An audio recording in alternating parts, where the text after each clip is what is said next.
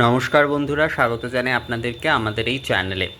আজ এই ধনুচি বিষয়ে নিত্য প্রতিদিনের আমাদের যে ধূপ পুজো এবং বিশেষ দিনেরও যে ধূপ পুজো, বিশেষ দিনে আসলে আরেকটু বেশি করাই যায়, কিন্তু তাও আমি এটা বিশেষ এবং নিত্য সেই হিসাবেই আপনাদের সকলের জন্য এই ভিডিওটি করছি। কারণ একজন আমাকে বলছিলেন যে দাদা, যদি ধূপ পুজো আসলে করতে চাই, অর্থাৎ এই ধনুচি ধূপের মাধ্যমে যদি আরাধনা, এই নিবেদন আদি করতে চাই আর কি, উপাচার আদি, তো সেই ক্ষেত্রে কতগুলি ধনুচির প্রয়োজন হতে পারে। তো বিষয় হচ্ছে যে ধূপ পূজা আমরা যেটি করছি, ধূপ পূজার মাধ্যমে ধূপের আধিক্য থাকবে, তো অন্ততপক্ষে একের অধিক হতে হবে। এবার একের অধিক বলতে, যেমন আমি ধূপ নিবেদনের ক্ষেত্রে তো আমি সাধারণ অর্থাৎ কেবল এমনি ধূপও দিতে পারি, ধূনা গুগ্গুল, এবং তার সঙ্গে আবার দশাঙ্গ ধূপও দিতে পারি। তো সেক্ষেত্রে স্বাভাবিকভাবেই ধনুচির ব্যবহার কিন্তু বাড়বেই, অর্থাৎ একের জায়গায় অধিক ধনুচি ব্যবহার করতে হবে, এবং যার যতটা সম্ভব আর কি সেগুলো করবেন।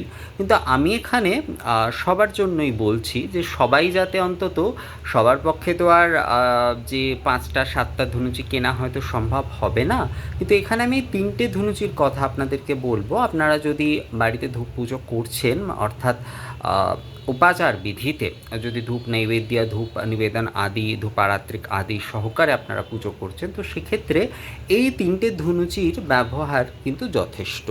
তো একটি হচ্ছে ধূপ নিবেদনের জন্য আমরা যেমন বনস্পতিরসো দিব্যগন্ধাঢ্য সুরভোজনময়া নিবেদিত ভক্তা ধূপোয়ং প্রতিগৃহতম, বা বনস্পতিরসো দিব্যগন্ধাঢ্য সুরভোজন গন্ধাঢ্য গন্ধাঢ্যগন্ধ উত্তম আঘ্রেয় সর্বদেবানাং ধূপোয়ং প্রতিগৃহতম।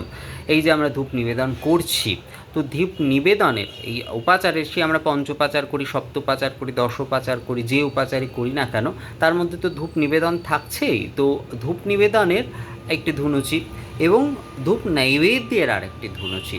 ধূপ নৈবেদ্য প্রদান যেটা হচ্ছে বনস্পতিরসোদিব্য গন্ধাঢ্যসুর ভোজনা ময়া নিবেদিত ভক্তা ধূপোয়ং প্রতিগৃহতম। এই যে ধূপ নৈবেদ্যের একটি ধুনুচি সেইটি, এবং আরেকটি ধুনুচি হচ্ছে যেটি কিনা ধূপ আরাত্রিকের।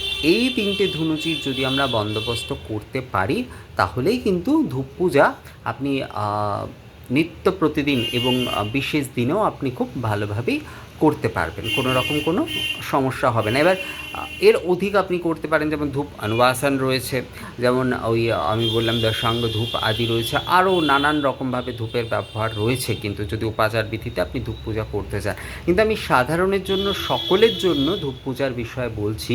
তো সেই ক্ষেত্রে একটি ধুনুচি হচ্ছে ধূপ নিবেদনের ক্ষেত্রে, আরেকটি হচ্ছে ধূপ নৈবেদ্যের জন্য, এবং আরেকটি হচ্ছে ধূপ আরাত্রিকের জন্য।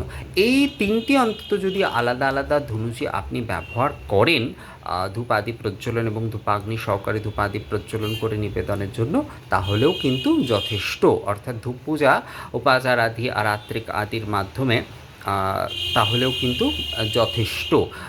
নিত্য প্রতিদিনেও আপনি এটি করতে পারেন, এবং বিশেষ পূজার দিনেও আপনি এটি করতে পারেন। একটি ধূপ নিবেদনের জন্য একটি, আরেকটি হচ্ছে ধূপ নৈবেদ্যের জন্য, এবং আরেকটি হচ্ছে ধূপ আরাত্রিকের জন্য। তো এই 3টে ধুনুচি যদি আপনি বন্দোবস্ত করতে পারেন, খুবই ভালো। মাটির কিন্তু এক্ষেত্রে চলবে না, এক্ষেত্রে কিন্তু পিতলেরই ধুনুচি আপনাকে নিতে হবে, কারণ মাটির ধুনুচি কিন্তু সেই অর্থে, হ্যাঁ এমনি যে আমরা ওই নিবেদন করি না, কিন্তু এমনি ধুনুচিতে ওই যে ধুনো দেওয়া হয়, মাটির ধুনুচিতে অনেকে দিয়ে থাকেন, তো সেটা হচ্ছে ওই অনেকটা সুগন্ধ দেওয়ার মতো, ওটা এক পক্ষকাল তাও ব্যবহার করা যায়। কিন্তু মাটির ধুনুচি কিন্তু একবারই ব্যবহার করা যাবে যদি আপনি নিবেদন বা নৈবেদ্য আদির ক্ষেত্রে ব্যবহার করেন।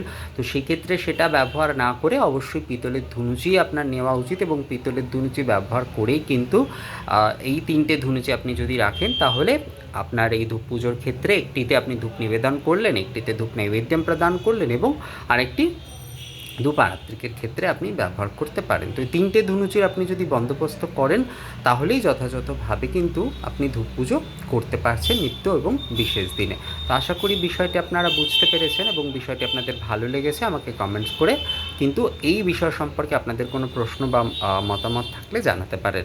আবারও আরেকটি ভিডিওতে আপনাদের সঙ্গে কথা হবে, ততক্ষণের জন্য নমস্কার।